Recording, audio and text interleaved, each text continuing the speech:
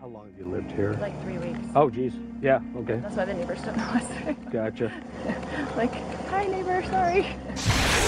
Hello and welcome to True Crime Rocket Science, the most authentic voice in true crime. Well, this is breaking news, and I want to say thank you to Stephanie, a star patron on Patreon, who's forwarded this on to me. It's the 15-page affidavit on Lori Vallow, and I'm going to be reading that out to you. It's fairly heavily redacted, so all I'm going to be able to read are the unredacted bits, obviously, but there's still quite a lot to go through. Before we get to it, if you haven't subscribed to the channel, please do. You can click on the light blue icon on the bottom right of your screen, hit the notifications bell, like, share, leave a comment, and let's get started. So the affidavit reads State versus Lori Vallow. It is issued by the Chandler Police Department, and the synopsis reads as follows. On the 11th of July 2019 at 0832 hours, the Chandler Police Department was called to the address of South 4 Peaks Place in Chandler with reference to a shooting. The caller, who identified himself as Alex Cox, indicated that he had shot his brother-in-law, Charles Vallow, in self-defense. As a result, a homicide investigation took place and all pertinent parties to the incident were interviewed. The scene was also processed and analyzed based on these interviews. At the conclusion of the investigation on the 11th of July, which was, I guess, the same day, there was concern about a potential bullet strike on the ground near Charles Vallow's body. There was also concern regarding the timeline of events that came to light in the days following the homicide.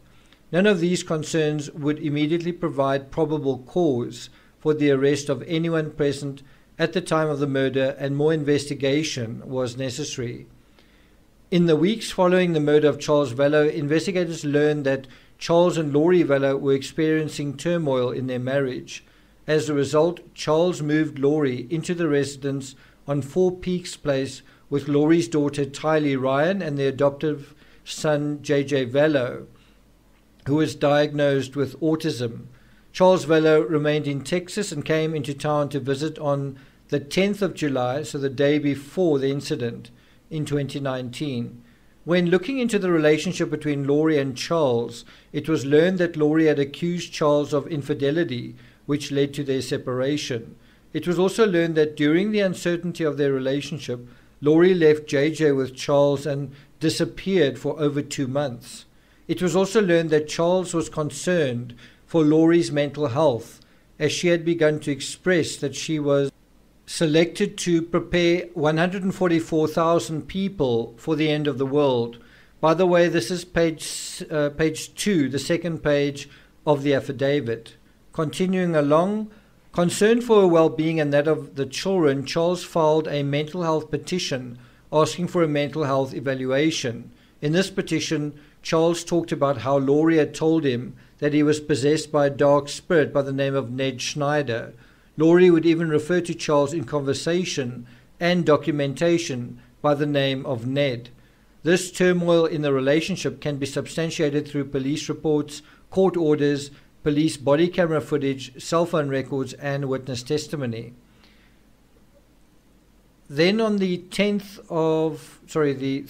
of, I think that's October 2019, so several months later, the Chandler Police Department learned of the attempted murder of, and that is redacted, and then on the 2nd of October, so this is referring to the previous day, redacted reported that someone shot at him when he was arriving home while he was exiting his vehicle in front of his Gilbert residence. He indicated that the shot was fired from the back of a Jeep Wrangler parked down the street from his residence. Redacted suspected that the shooter was possibly Alex Cox. Redacted further reported that Lori Vallow was to blame for his impending divorce from his wife. Redacted the niece to Lori. Redacted then provided authorities with insight into the extreme religious beliefs of Lori Vallow and Alex Cox. Redacted suspected that these beliefs led him to lose his wife and also led to the murder of Charles Vallow. Now, if you're not sure about what those redactions actually referred to, well, if you watch the Lifetime documentary Doomsday Mom, then that is pretty clear.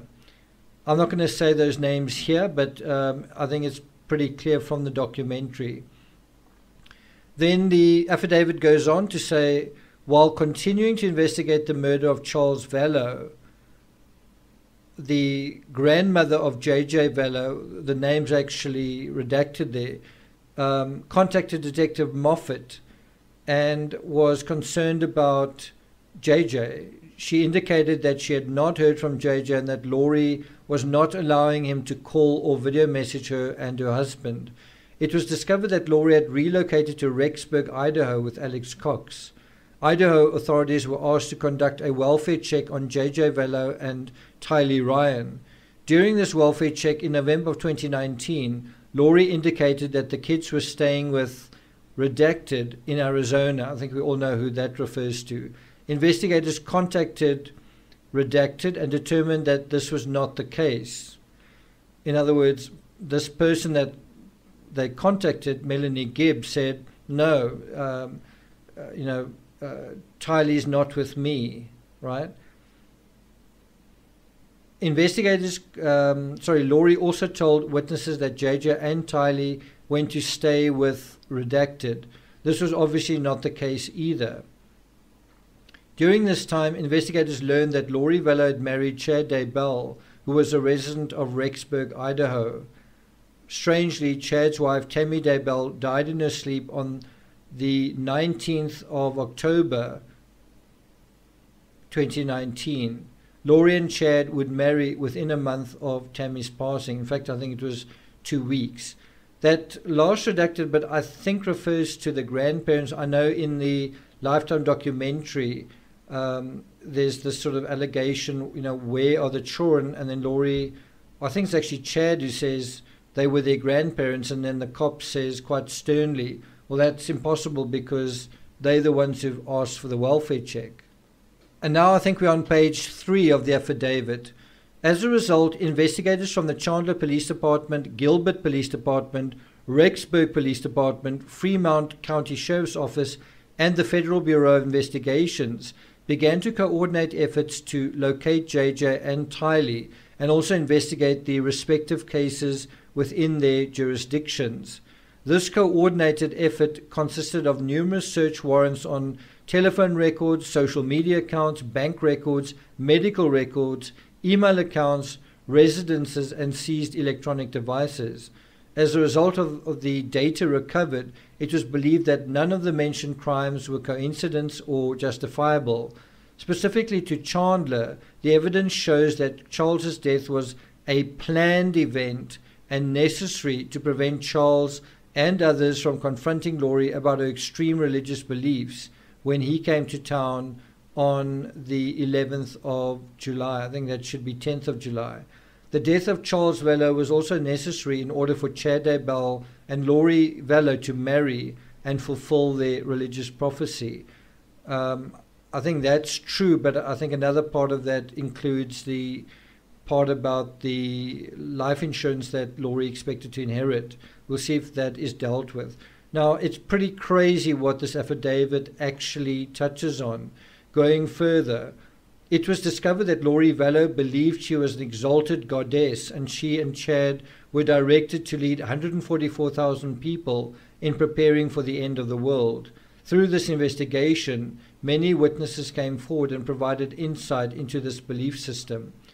Using these interviews and the data gathered from the above-mentioned warrants, several others who shared Laurie and Chad's belief system were identified. Those pertinent to the investigation were identified, and then that next part is redacted, probably referring to some of them. It was discovered that Laurie and Chad believed that they had extraordinary abilities. Some of these abilities included power to teleport and cause harm to others, the ability to call up natural disasters, the ability to pray away demonic spirits attached to others, and also visionary capabilities.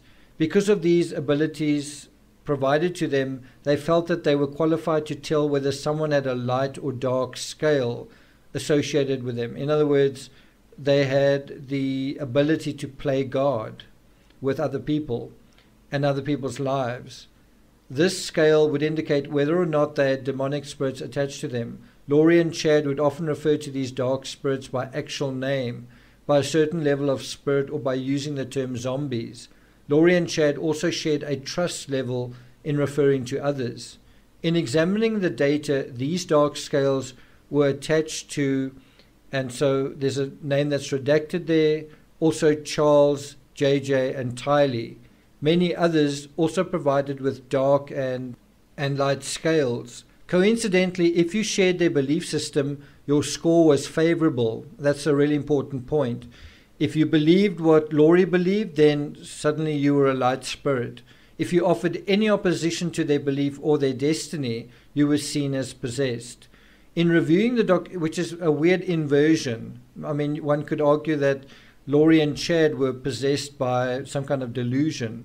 And now, of course, everything else is inverted. Now, anyone who disagrees with them, well, they're possessed. In reviewing the documents collected by the agencies involved, the following would show that Laurie and Alex conspired to murder Charles Vallow on the 11th of July 2019. This is quite important, that Laurie and Alex conspired.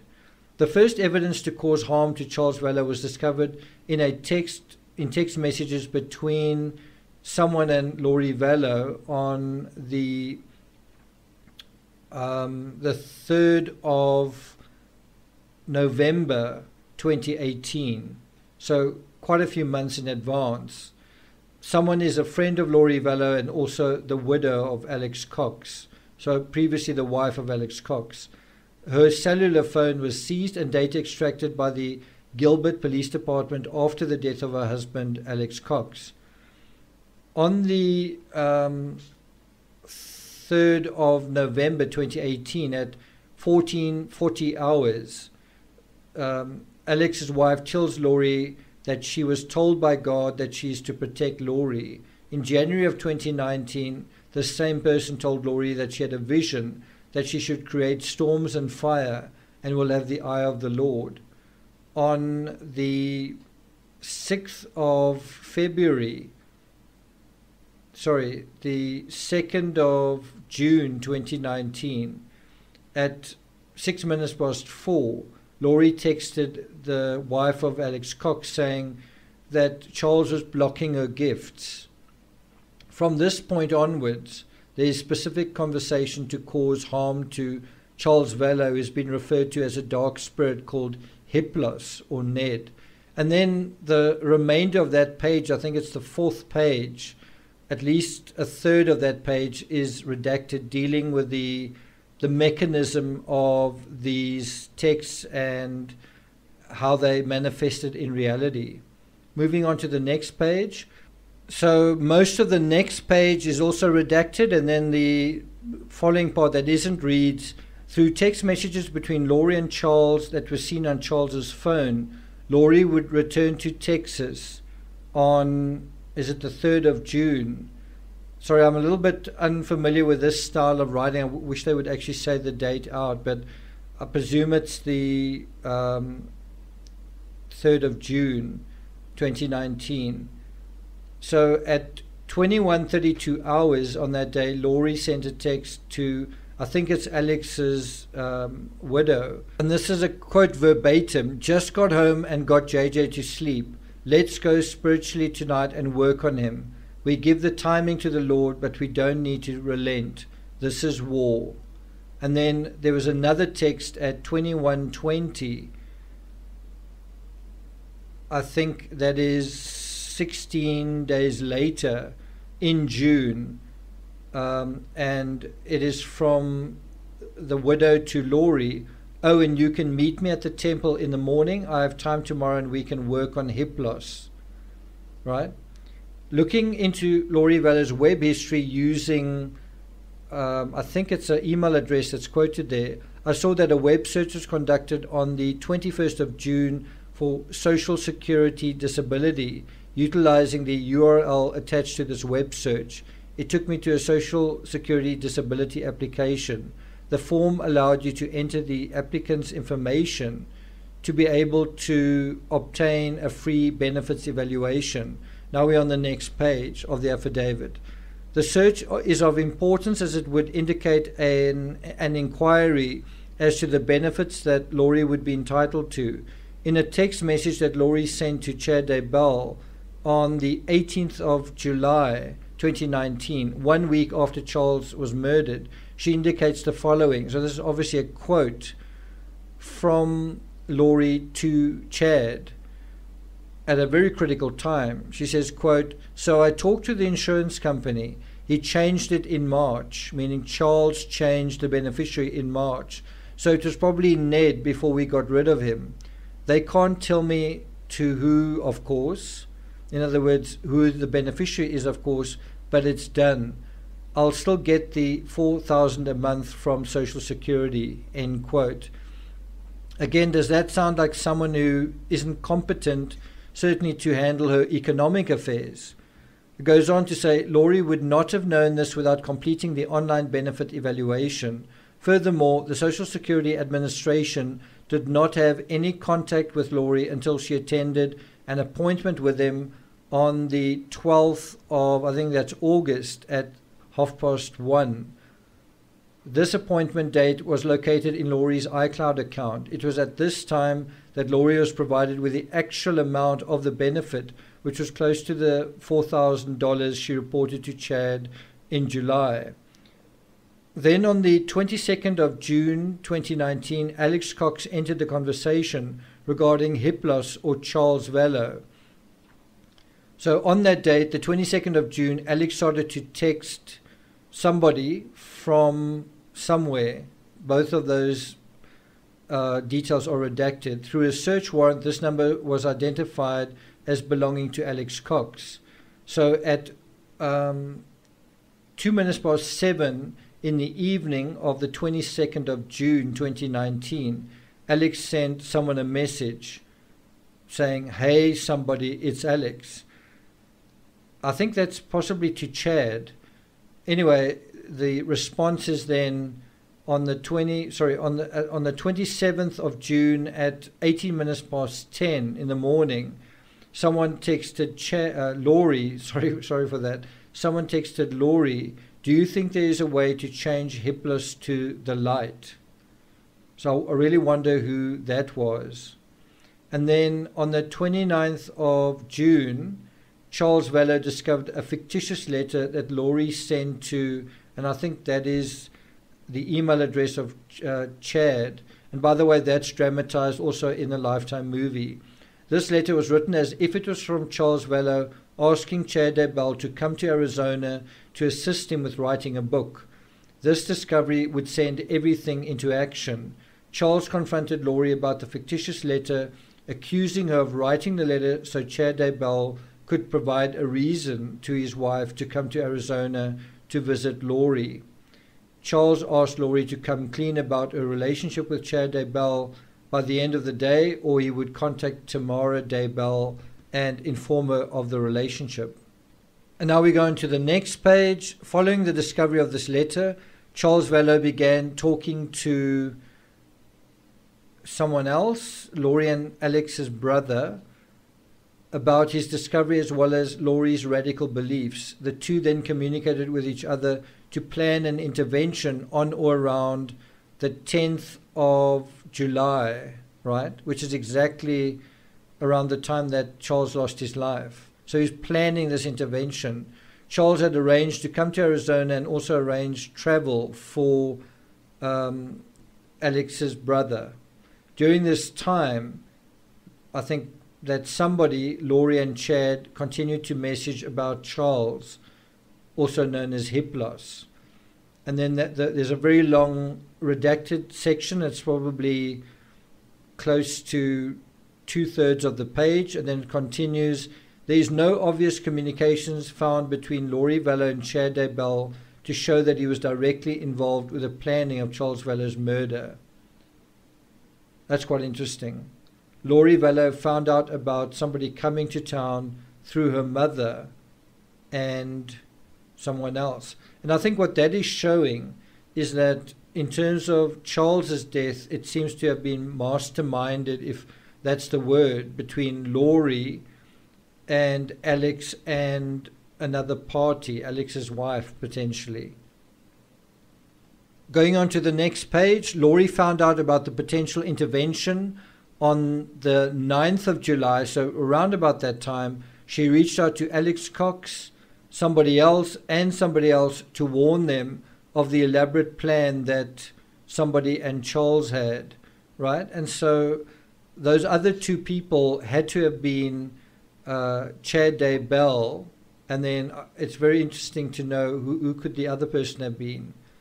And then Charles, it might have been Melanie Gibb, who knows? And then it goes on to say his son, probably Tylee, and his son were picked up at the airport. Maybe not. Anyway, let's just say Redacted and his son, Redacted, were picked up at the airport on the 10th of July by Redacted mother. Redacted provided Laurie with updates regarding Redacted whereabouts and asked Laurie if she wanted to run interference. Laurie told Redacted that she was trying to figure it out. Then there's another long Redacted section. There is no indication who Redacted was talking about killing. In text messages found on the Redacted iCloud, Redacted asked Laurie if she wanted to have their mother do a preemptive strike and confront Redacted. Redacted told their mother no and asked that she just collect the information. Based on the text messages that were located, it was apparent that they were trying to keep Redacted away from Alex and come up with a plan of their own. Laurie told her sister that she was headed to Alex's house on the 10th of July at 2 minutes to 4 in the afternoon. During this time, she continued to message Charles and never once confronted him about her knowing that something was planned. That's very interesting. Laurie reached out to Redacted and convinced her to cancel a trip to Utah for a wedding, telling her, "You can't go at all. We both need to stay here to defend ourselves." Laurie added, "It's coming to a head. This week will change everything." Laurie would also tell Alex, "Getting sleepy, so I'm going to need you to stay close to me the next couple of days." Redacted 2, she can't go to Utah. They are planning some kind of intervention but want Redacted out of the way, so I'm left alone. I need to come get the stuff at your house tomorrow and secure it. Lots to do. Thank you for standing by me. It's all coming to a head this week. I will be like Nephi, I'm told. And so will you. And then there's a heart at the end of that message. Then on the 11th of July at 25 to 8, Charles Vella arrived at South Four Peaks Place to pick up JJ. When he arrived, he texted Redacted telling him that Alex was there. Redacted told Charles that they were planning something, and Charles stated absolutely. Redacted indicated that he was supposed to spend the night with Alex, but Laurie probably blocked this. Following the murder of Charles Vella, Laurie took his rental vehicle and cellular phone. The GPS data associated with the phone indicated that the phone left the residence at 11 minutes to 8.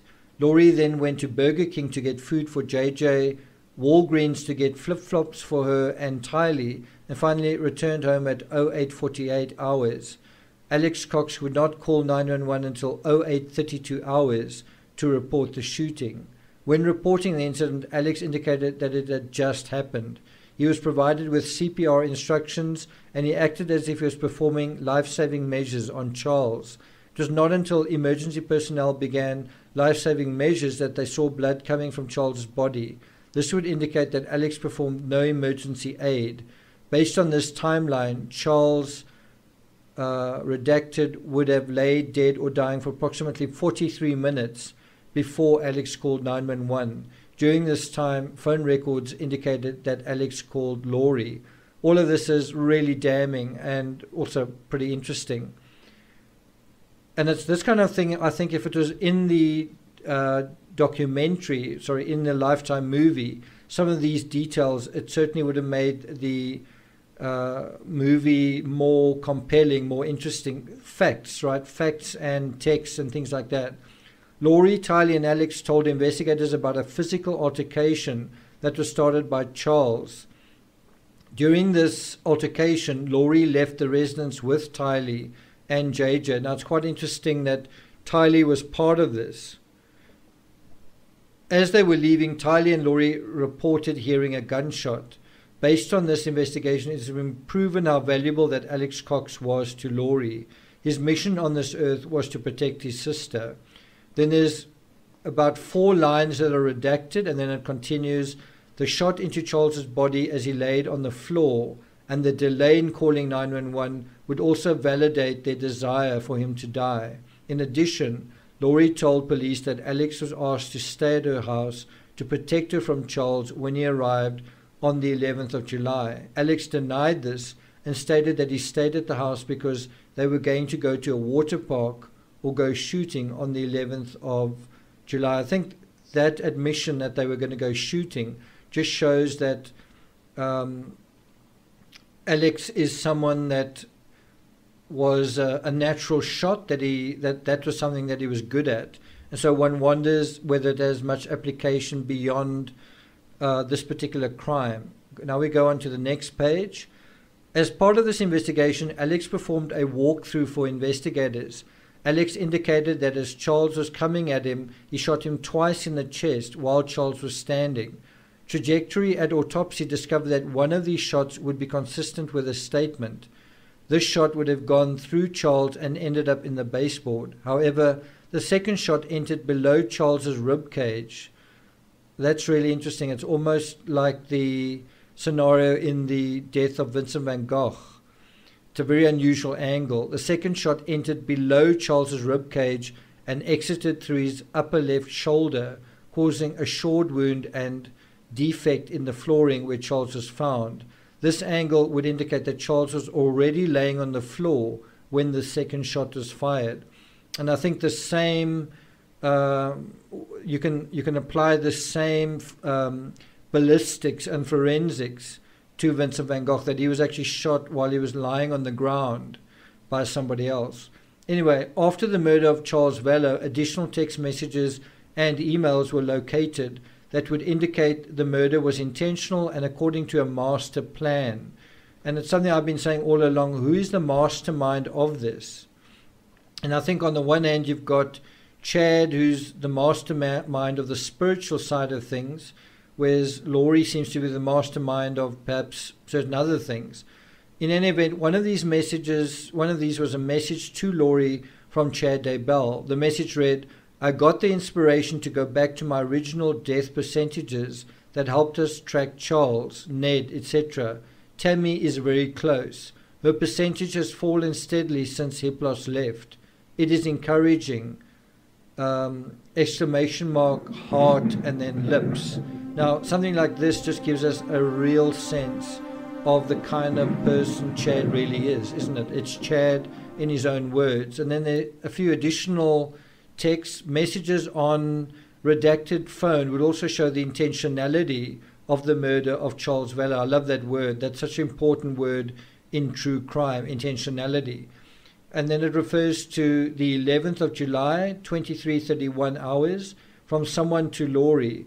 As I was working on Hiplos today in the temple, I'm sure this is from Chad, I was told he will be taken as he is. I don't know what that means. Then I was shown to only put light, the brightest light from the top and the bottom at the same time, meeting in the middle. So I've been doing that all day. And then the next day, actually the next night, but the following day, at 24 minutes to 11 in the evening, there's a response or a text from someone to someone. "Oh, okay. Hiplos is gone. It was a Nephi and Laban ending." It's like, this is so weird, the language that they use. "I will tell you more when I see you in person or when you see Laurie in person." So this is obviously not to Laurie. It's possibly to Alex. "I'm leaving for Chile on Monday for 2 weeks." And then there's a reply, something to Julie, right? Then we go on to the next page. "I'm just happy it's over." According to Mormon doctrine, Nephi is a prophet in the Book of Mormon and is commanded by his father Lehi to return to Jerusalem to obtain brass plates that contain genealogy records from Laban. Nephi and his two brothers Laman and Lemuel return to Jerusalem. When Laman attempts to get the plates from Laban, he is chased off in fear of his life, as Laban says he will slay him. They later return to Laban with all of their valuables and are chased off again. Nephi later goes to Laban's house and finds him passed out drunk. Nephi is commanded to slay Laban as he was delivered into Nephi's hands. Nephi uses Laban's sword to kill Laban. The story can be found in the Book of Mormon, 1 Nephi, chapters 3-4. Now, I've always said, in order to understand this case, you really need to understand the doctrine. And I must say, I'm not familiar with the Book of Mormon, and it would take a lot of effort to go and read it. It would be the equivalent of someone, if it was a Christian slaying and there was a lot of Christianity involved, you'd have to read the Christian Bible to know what is going on, without access, for example, to this sort of thing. Continuing through the affidavit, through interviews conducted with redacted and redacted, the belief system regarding dark spirits and zombies was revealed. Both witnesses were in direct communication with Glory Vallow and Chad Daybell and were being provided instructions regarding their missions to prepare for the second coming of Christ. Both indicated that they were told long before the 11th of July that Charles had died. So it was like a scenario that, Charles has died a long time ago. He's just a zombie that's kind of going around. And his body was taken over by an evil spirit. Both witnesses gathered with Laurie prior to the 11th of July to try and pray the spirits out of his body, so Charles's spirit would no longer be in limbo. So effectively what that means, as absurd as it sounds, is they were trying to pray Charles to death. Then it goes on to say, when Laurie found out about Charles and Redacted were coming to town, she believed that they were going to kill her for her life insurance money. On the 9th of July, Laurie reached out to Redacted for help. Laurie told Redacted in a text message that she needed to speak with her ASAP. Redacted replied, and Laurie indicated that she was on the phone trying to figure out what to do. And then there's quite a lot of redacted text following this. Redacted. Laurie then asked for the assistance of Redacted and Alex Cox to stand by her side for protection. This was when Laurie made the comment about being told she was going to be like Nephi. And then there's another redacted section.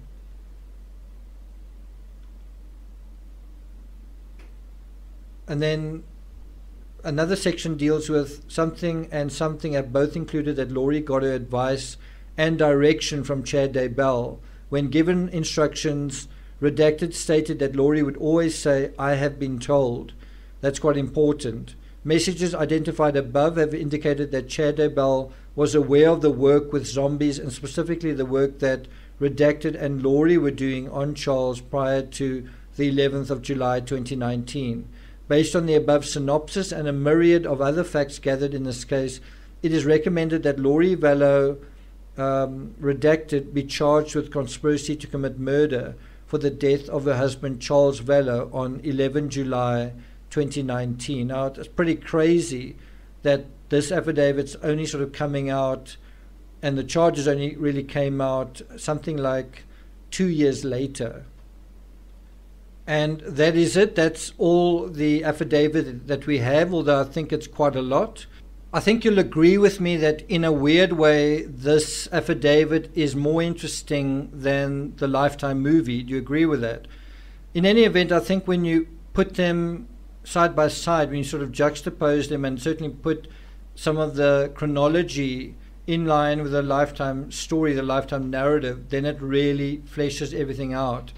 And so that is actually what I'm doing on Patreon. I'm sort of dealing with the Lifetime movie in 10-minute chunks, and we're going to flesh out those sections of the narrative with parts from this affidavit. And that is what we're going to be doing every Monday on Patreon on the $3 tier. So if you're interested, if you're finding this story interesting, then it might be worth your while to join Patreon and continue on with that.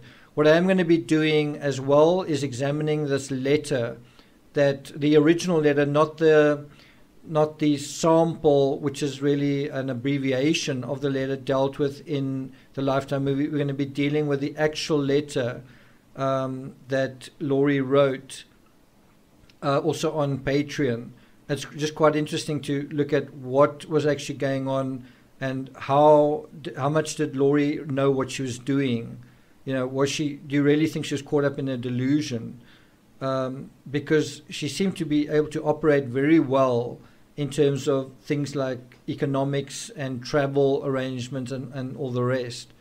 A question I want to ask you guys is whether you think there should be additional people charged in this case. So at the moment it's Laurie and Chad, and then there's also Alex, but I mean we know where he is.